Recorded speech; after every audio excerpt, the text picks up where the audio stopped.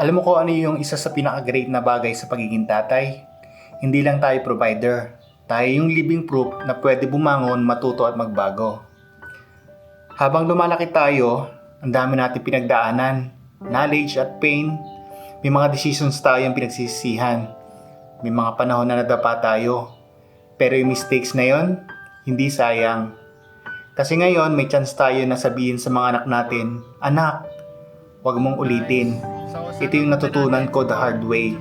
Ganda nun, yung pinagdaanan natin, nagiging protection nila. At habang tumatagal, nare-realize mo, fatherhood is not just about teaching kids how to live. It's about teaching them how to choose. Paano maging matatag, paano umayos, paano mag-decide kahit mahirap. Kasi tayo mismo dumaan sa consequences. So ngayon, we guide them with wisdom, hindi lang sermon, kundi experience. Pero ito rin yung pinaka-real talk sa pagiging parent. Para mapalaki natin sila ng tama, may mga bagay tayong kailangang isakripisyo. Yung mga bagay na hindi nakakatulong sa future nila. Kasi at some point, hindi na talaga tungkol sa atin. It's about their well-being. It's about their future. Kung yung oras, energy, habits, priorities, lahat yan inayos natin para sa kanila. And personally, isa sa pinakamalaking ginawa ko ay set new standards for my kids.